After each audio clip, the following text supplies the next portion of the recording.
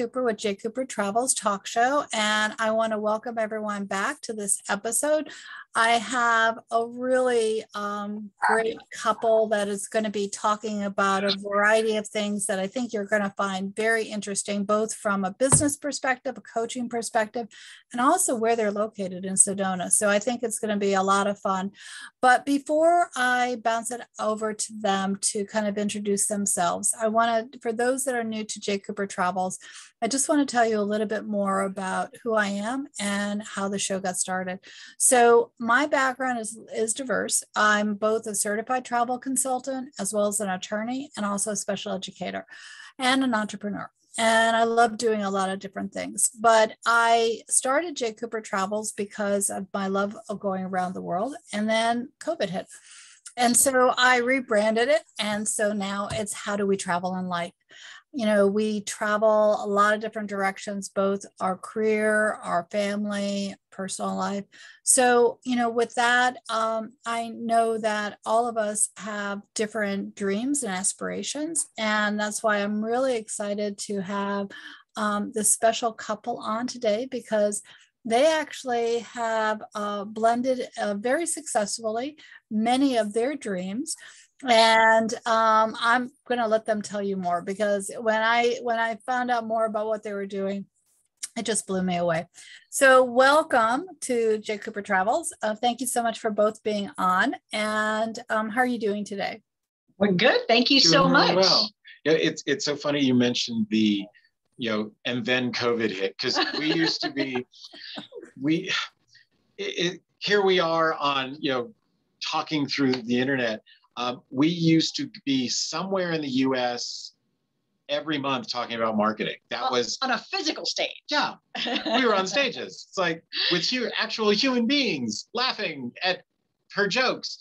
And then COVID hit, and we had in 3 weeks, we had 3 different boot camps in 3 different cities that we were putting on. We did the one on Los Angeles, and it was okay. We were a little iffy. There was a little hint of there might be a storm approaching. And the next week we were in Phoenix, a couple hours from our house, and our attendance was half, which was interesting. I mean, when you put on events, and we put on a lot of them, you understand that 20% don't show just cause. Life happens. Doesn't matter if they paid, doesn't matter if it was free, 20% no show. So 50 was, We got home, we had a 2-week break before our event in Sedona. Yeah, we always end in Sedona. And that couldn't do it. Happen. So we had to shift everything onto this. Here we are. Our studio, we're in a studio like you're in a studio. We used to be on either side of the desk that's in front of us, and we did a podcast, just oral. Yes. Where we could face each other and have, those conversations that couples have while we're talking about what we're doing next, break next, and so we had to move it all around, change the lighting system, add a lighting system. So, hey, welcome to post-COVID business and travel. Yeah, I think that it's actually made us a lot more flexible. I know I've talked to people both in Switzerland and Croatia and Japan, and those are places definitely that some I've been to, some I haven't, but this is a way I think that people are connecting in differently. And it's, as long as there's a balance, I think that it's good. But, again. Well, it wasn't all horrible for, those of us who didn't die. We're small business coaches. Wait, we were supposed to say what we did at the beginning. Sorry about that. We're small business coaches. I thought that, honestly, we could just talk travel. I'm good about talk about our next 3 cruises. Well, we can have more than one episode. So today, cool. today is about your story and how you came to be. And then we can definitely talk about the cruises, marketing, and all that other good stuff. Okay. But how did you come together? Well, the personally or professionally? Yeah, which story you want to know? Well, they're sort of combined. A little bit. Kinda. We both got out of relationships. We both happened to join a temple. I listened to my mother, nice Jewish boy. Go join the temple, meet a nice Jewish girl. Finally, fine. It was small. Yeah, it was a small congregation. 60 families. For me, that was still too big, but it was small. So after one Friday night service, I went up to the cantor, who's a love. We're still friends with her. I said, "So Sharon, who was the hot chick with the great butt in the third row with the brown pants?" And Sharon, by the way, I didn't use the word butt. And Sharon took me by the hand over to Sharon and introduced us. And Sharon can finish that part of the story. Yeah. So I promptly went home and broke up with the guy I was seeing. Because I'm not one that can play the field. That's not my style. And if there was going to be a chance here, then I had to be available. And so that guy was clearly not the one. So we're done. Now, we'll as long as you don't ask us about our first date, we're all good. And we can move forward to us working together. So why don't we go forward to the working side? So you met. I started a promotional product company, Logos on Stuff, knowing that it was going to morph into coaching.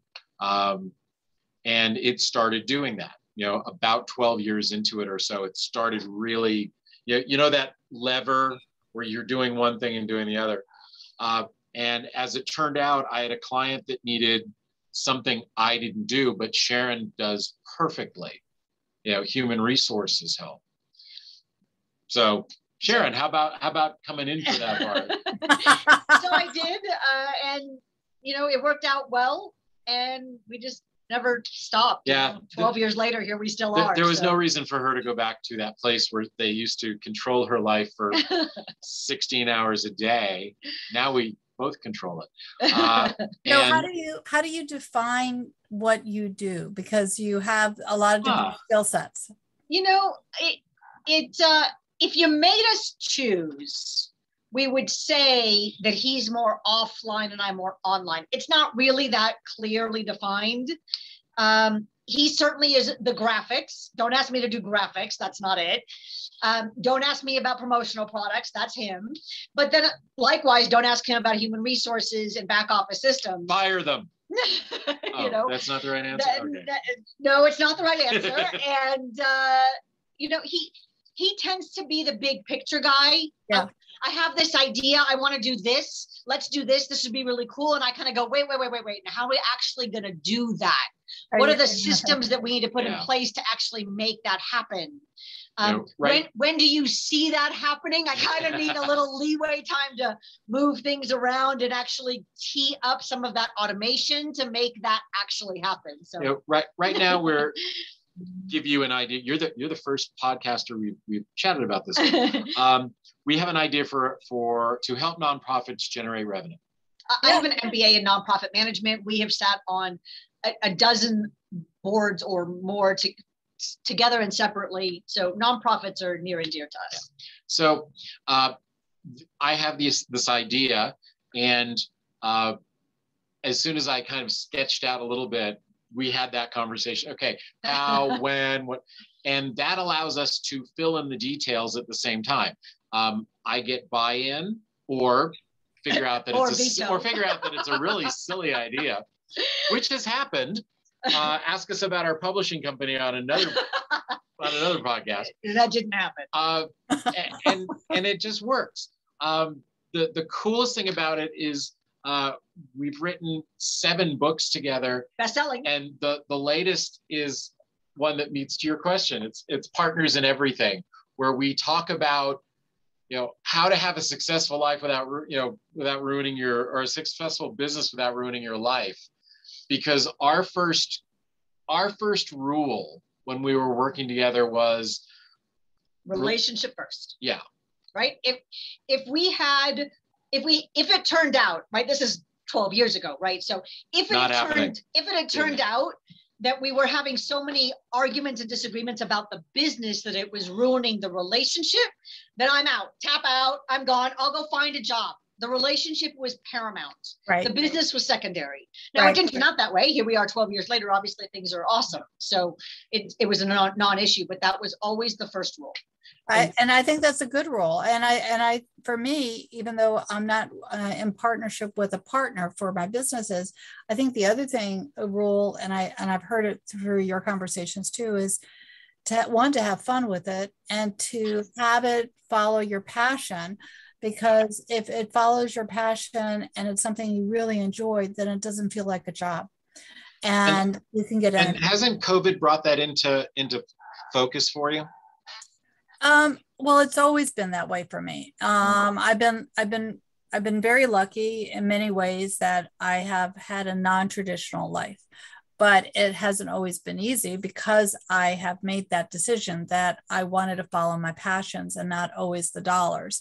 But, you know, as a result of that, COVID has helped in some ways because it's given other people the perspective that if you are doing a virtual or a home-based business, that's legit. While before it was looked at like small, but actually there are many large businesses that have been functioning from a home. And so, you know, again, it's people's perceptions, I think, shifted.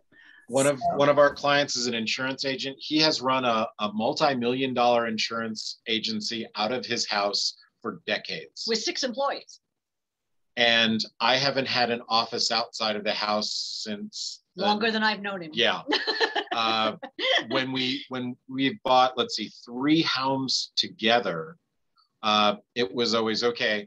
How does the office fit in? First, it was the office, and then how's the office, boxes. And then the litter boxes, then the office, the litter boxes, and the pool table. Now the pool table's gone, but now there's a studio. So it's part of it. It's part of what you do. Yeah. We found through COVID, our motto last year was get comfortable being uncomfortable. But this year, if it doesn't bring us joy, we don't do it. I agree. So that's been the shift. We had to pivot 20 some odd different businesses marketing plans in a 6 to 8 week period of time. People that were sitting home, we weren't those, with nothing to do. Yeah. So we felt a lot of pressure last year, and it really focused us on, if it doesn't bring us pleasure, we're not. Which goes back to your travel show, because our first cruise is in December. Well, I am excited about that for you. I don't know if I mentioned to you before we got on, I just came back from Portugal. I just met a new friend that's moving to Portugal. Yeah. Awesome. We're teaching marketing on a cruise. So we wanted to get back into it because we're cruiseaholics. I think this is 14 or 15. We've a little bit lost track. Yeah. So we're getting on a boat in Los Angeles. So we drive to LA from Sedona.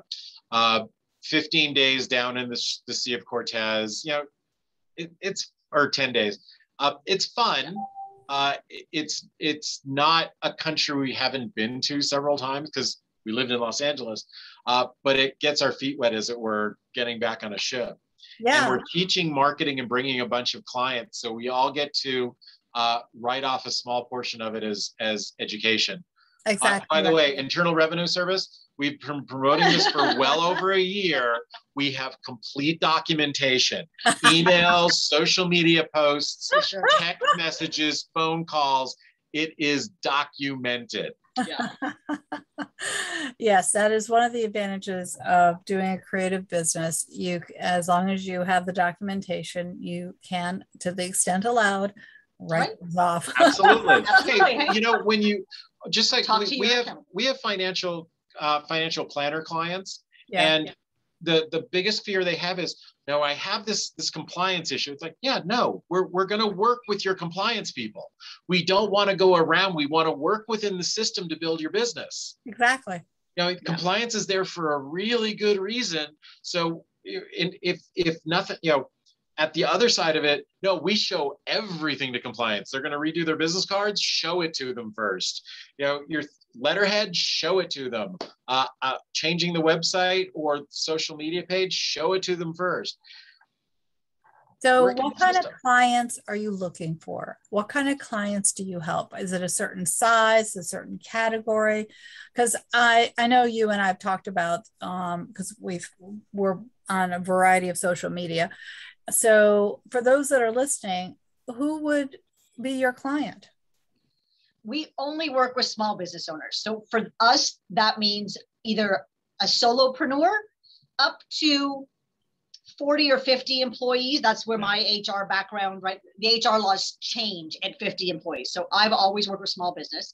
Most of our clients are a solopreneur to 10 employees. Yeah. Okay. And they're really good at what they do. But the challenge of marketing or all of the online stuff is it changes too often.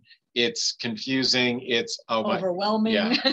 And we hold a lot of hands. We're the easy button that they press. Yep. Okay, I want to do this. All right, so let's do this and this and this. Have you thought of this and this and this? Kind of like what you do in your legal profession. We bring up all of the things that they probably didn't know to ask. Yeah, no, it's true. I mean, or they might have been thinking about it, but didn't know how to actually attack it or go about it. Yeah. So, organization is critical, especially when you're trying to plan your time and figure out the next steps. Yeah, so, and we check in we do a mastermind call on Mondays where it's now a Zoom call where it's all comers. So they have their solo time, but there's also the group mastermind every week. So we make sure that nothing falls through the cracks. So I meant to do this at the top of our conversation. How would people reach you? What would you, and for anyone who's driving right now, don't worry, that information will be in the podcast block below. But if you do have paper and pen, how would they reach you? Let's give them some time with us. You can get a half hour of time with us to answer a couple of marketing questions. Since the first two questions we usually get are, what do I do next? And how do I get there faster? You go to howtogettherefaster.com. So if you want to know how to get there faster, you go to howtogettherefaster.com. It'll ask you a few easy questions like your name and your email address, and then you'll get a link to our calendar and you just choose the time that works best for you. That makes it very easy. And we are the easy button. So what else would you like to share with those that are listening in terms of your niche or your specialty? So that way, because there are a lot of people out there that do marketing. So what makes you special and why should they reach out to you?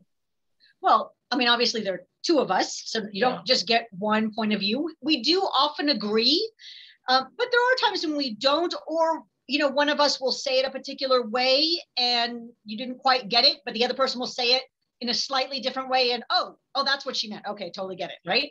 So there's that. And then there's also that we have two different backgrounds. So you get the marketing, the sales point of view from Hank, but then I also get to bring in the human resources and the back office system. So it's more rounded for you. It's interesting over the last dozen years. We tend to blend a little more. We overlap more than we did at the beginning. So it's been a lot of fun that way. We've learned from each other. Yeah. It's really kind of cool how often our conversations begin with, did you just see what Instagram did? Did you see that Google moved that button around? It's that Zoom is making all sorts of changes. Did you know that? Yeah. So what's really unique, we are out there still building a business, and we are out using tons of different marketing tactics. It is the rare time where we tell a client to do something that we either aren't doing or haven't done. And that is really, that's really critical, because you can make mistakes when you're doing things. And this way, if you make the mistake, you can say to your client, don't do it this way. That's right. Yeah. Don't do it. Don't do what we did. Do what we say. Or let me tell you what's going to happen when when you build your website that way, let me tell you what's going to happen. Yeah. So I know that you are located in Sedona. How did you happen to decide to be there? You know, it starts with a negative. My mom passed away. Oh. And my parents had a timeshare in Mexico, and a whole lot of weeks that they hadn't used. So my dad allowed us to use some weeks, and we go through the book, because at the time there's a book. That's right. You know, right. And I was still doing a job in those days, so I only had so much vacation time. So we had to find something that worked with the vacation time.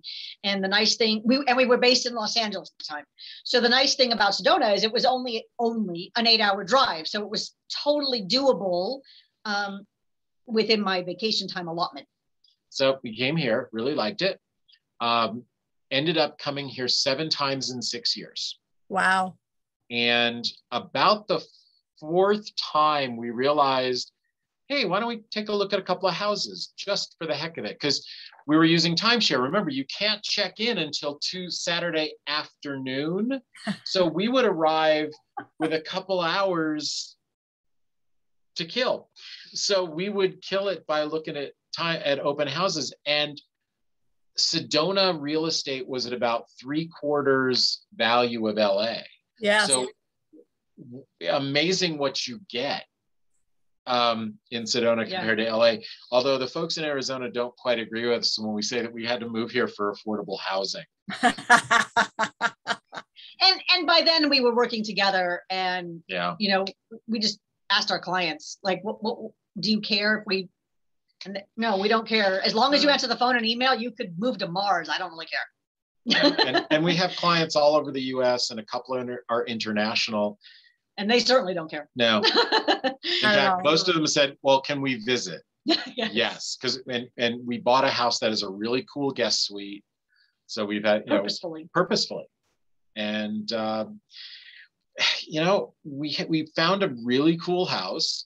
We have those 360-degree, you know, those red rock views they always highlight. We have those. We have the actual views. When we're done with today, we're going to go take a walk and enjoy all of that.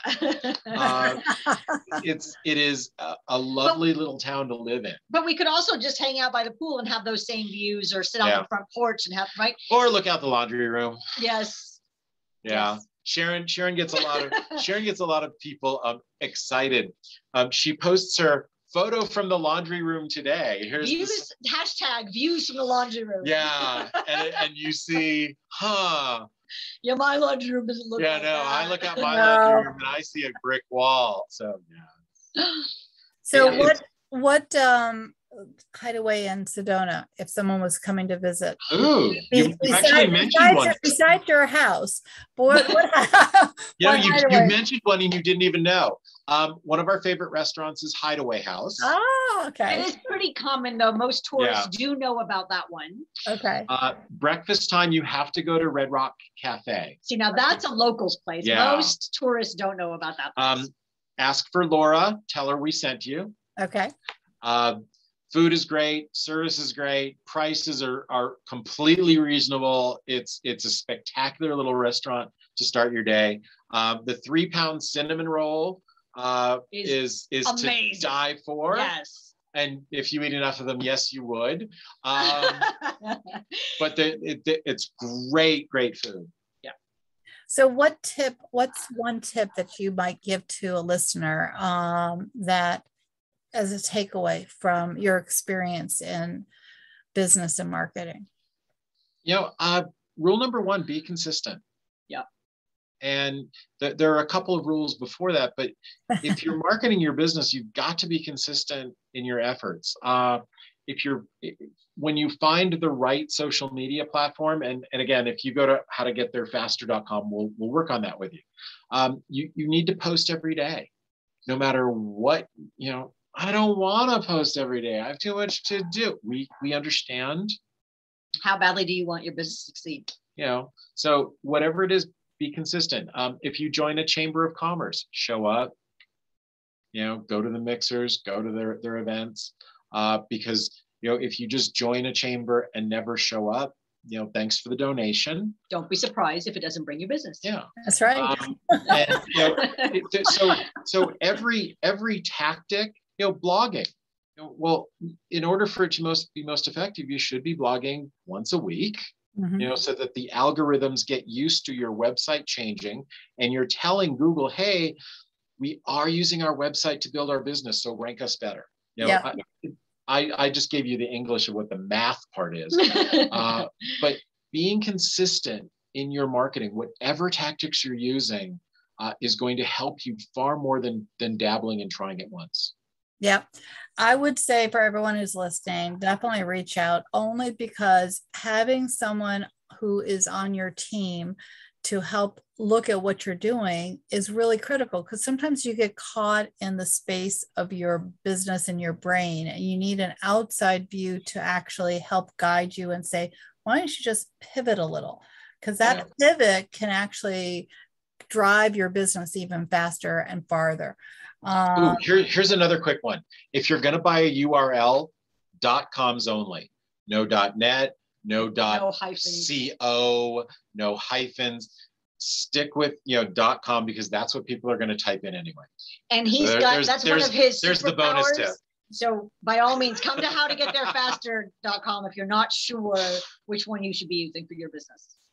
All right, that's definitely a great tip. On the flip side, though, I would just mention, because of the fact that I'm dabbling in the cryptocurrency area, there are a lot of